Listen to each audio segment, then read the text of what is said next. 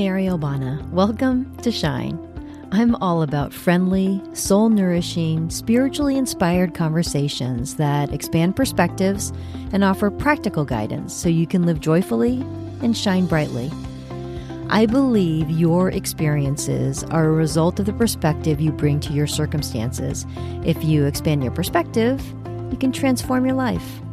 I believe everyone has something special within them, a unique gift, a light you are to find and share with the world. You are meant to shine. I believe you are meant to live with complete joy and peace. Nothing less. It's just awaiting your allowing. Ready to get to it? Here we go. Hi there. I'm so glad you're here. Thank you for joining me. You know, it's funny. My work is to help people get unstuck in whatever ways that may show up for them. And I have to confess, while I can do this for countless people, including those I hardly know, I have never felt so helpless than an experience I went through last year with my very own son, Kai. We were very stuck. Then the coolest thing happened. As I walk this journey of mine, I continue to be amazed at all that has unfolded and the ability to help others in new and exciting ways. And this time, it hit especially close to home. In this episode, I'm going to bring you in on something that I discovered which enabled me to help someone in my own family. If you or someone close to you has been living with chronic symptoms that you've never been able to get to the bottom of, this may be of interest to you. Kai is now 18. He's a beautiful person in every way, so kind and compassionate. Gee, could I be biased? No. My husband Michael and I relished the bonus time we had with him at home over the past year, as he was usually away at school.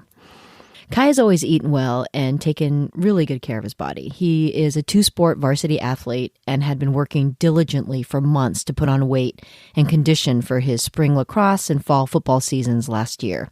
Seasons that ultimately would sadly never transpire with all the cancellations. But Kai is 6'3". And shortly after getting home in March of last year, his training got him up to nearly 215 pounds. That's a lot for him.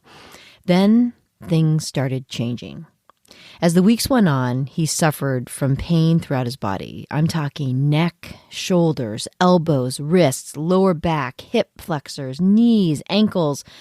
Some were nagging discomforts from various accumulated sports injuries that had become an unfortunate part of his life, but the pain seemed to intensify and spread. A right ankle injury suddenly was paired with left ankle pain. A left wrist injury was suddenly paired with right wrist pain, and so on. Soon, he couldn't even sit at his desk for schoolwork without neck and lower back braces. And that wasn't all. All of this was accompanied by increasing gastro pain that got so bad that he had difficulty eating more than a few bites at any meal. In just a few short weeks, Kai lost nearly 20 pounds. Aside from the obvious discomfort, this has been especially difficult for Kai, as all the benefits from all those months of training seem to vanish in an instant. And to add insult to injury, one of Kai's greatest passions is cooking.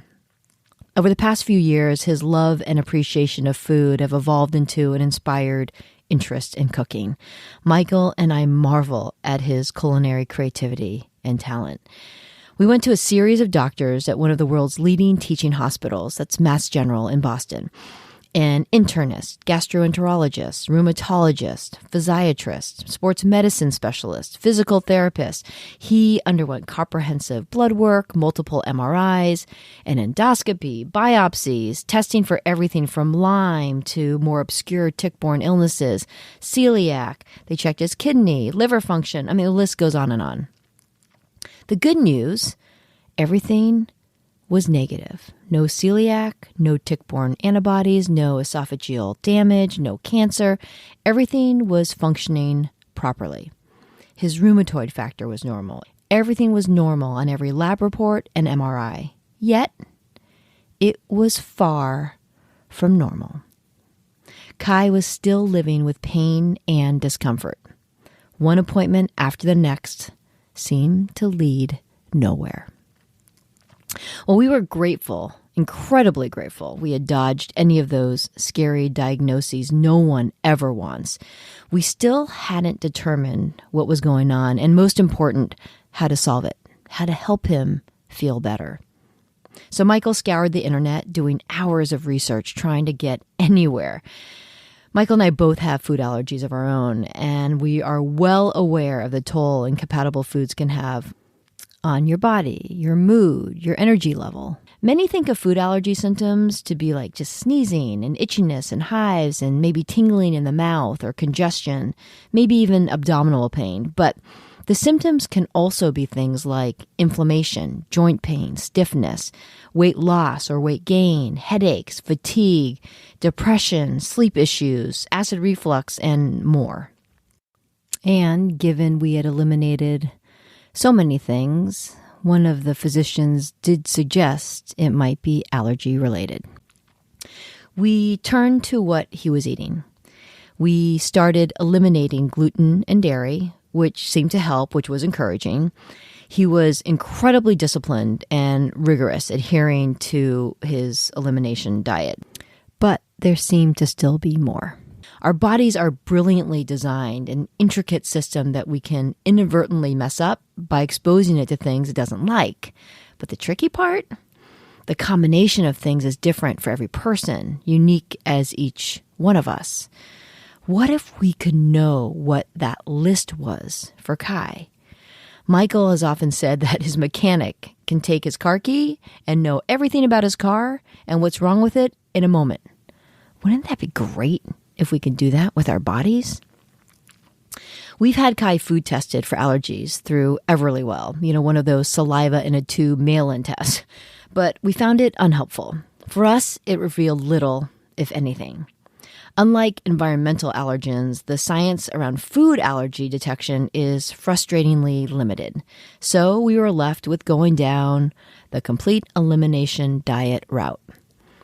The tricky thing about this process is you have to give it a good 3 weeks to do it justice, because it takes that long for your body to rid itself of all traces of the tested food entirely.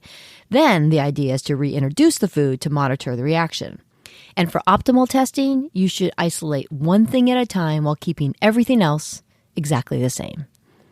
A daunting process, to say the least. With hundreds of possible culprits, we were looking at a lifetime of elimination tracking. All we wanted was for him to get better fast. Like any parent, when something is off with your kid, all you want to do is help figure it out. Do anything and everything you can to end their pain, discomfort, their suffering. So then I asked, what more can we do? What can I do to help? Then I heard a message. Use your pendulum. What? Of course. Why didn't I think of that? Now, I don't know if you've ever worked with a pendulum or even heard of one, frankly, but it's a divination tool. You've heard me talk before about tuning into your guidance. Well, a pendulum is a tool that you can use to help you focus that communication from that guidance. I hadn't used it in a long time. Once I connected to spirit directly auditorily, let's just say it was out of the rotation. Anyways, without going into all the intricacies, it allowed me to tap into spiritual guidance to get explicit yes or no answers to any question. I used it to understand what things have a negative effect on Kai's health. Item by item, ingredient by ingredient, I put a spreadsheet together of hundreds of foods, herbs, spices, including obscure ingredients, asking one at a time. The answer was either yes, he can have it, no, he cannot, or a little only. Though it was an exacting process, to say the least, it felt like a miracle. Suddenly, we had all the answers compiled in a spreadsheet right in front of us. This is our magic list. Follow this, and recovery will come. I learned at last what the source of his issues were. It's an interesting, varied, and excruciatingly detailed list, from the big things like dairy, but a little sheep's milk is okay, to the obscure things like chocolate extract. He isn't allergic to gluten. We thought he was because Kai improved when he eliminated gluten and dairy, but it turns out it was just the dairy, not the gluten. The list goes on. 35 items. And it didn't end there. I checked laundry detergents, shampoo, toothpaste, deodorant, facial cleansers, body washes, lotions, dryer sheets, cleaning products. And all I have to say is, wow. Overnight, we eliminated a host of things from meals and our household, and it was like a miracle. Finally, Kai was on the mend, feeling better every day. He was able to eat without discomfort. His joint pain was subsiding. Now, it was a process, to be sure. It took time, but what an eye-opener it was. I can only imagine the months, if not years, it would have taken to get to this magic list. I then went through the same process for Michael. Amongst many other things, he can't have caffeinated coffee, but decaf is okay. Sorghum isn't great for him. This is an ingredient in many gluten-free flour mixes. Who knew? 26 items for Michael. And for me, 4 items. I've always known I cannot have dairy, but I didn't know I should stay away from nitrates and lamb. Wow. It's crazy what we've learned and the positive changes we are already seeing in each of us by simply avoiding the things our bodies don't like. Michael and I reflected on our own lives and how much we would have benefited from this information early on in our lives. We are so grateful that Kai has these tools now and that we caught this relatively early in his life. To be honest, I was reticent to share anything about this, but I was guided that I couldn't keep it to myself, knowing the drastic changes we have seen and knowing that I can help others.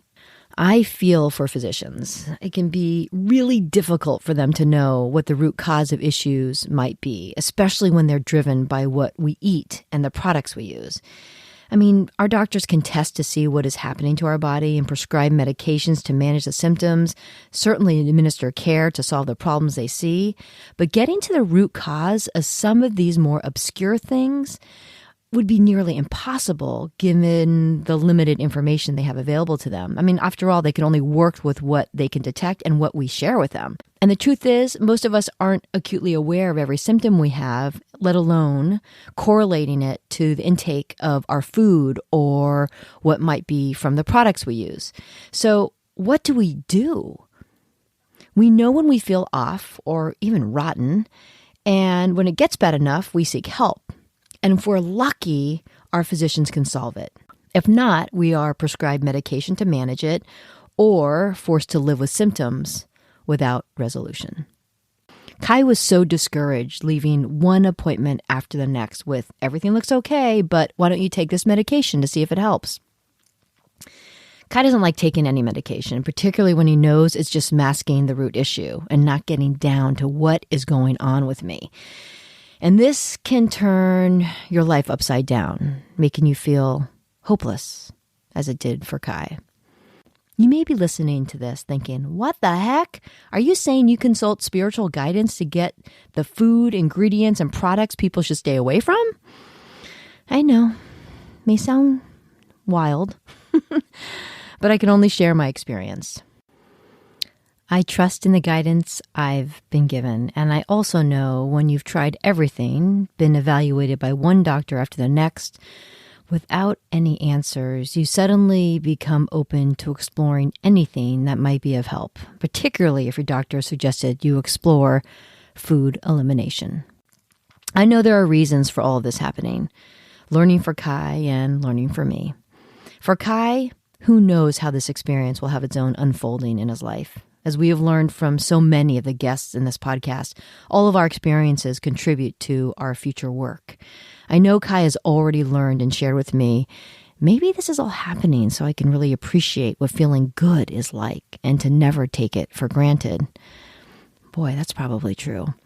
I also believe this has helped him understand the power of tapping into the guidance that awaits all of us, not to mention how we feel can be more in our control than we might think. For me, I know I am to use this to help others. Another way I can serve. Our guidance can work in every part of our lives, but I'm an example that it's easy to forget. I'm grateful for the nudge that I received and the recovery from which Kai has benefited so greatly. We all have those nudges. Listen to them. They're there always to serve you. If any of this resonates with you, perhaps you have experienced symptoms that have created discomfort or pain, and your physicians haven't been able to get to the root cause, and maybe even have suggested it may be food or environment related, and you've tried things on your own to no avail, I'd be happy to see if it may be something you're eating or you've been exposed to. Shoot me an email at mary@maryobana.com if you think I can be of help. There's just no end to the love and support you can receive, that we all can receive. That higher guidance is always there for all of us. I hope this has been helpful.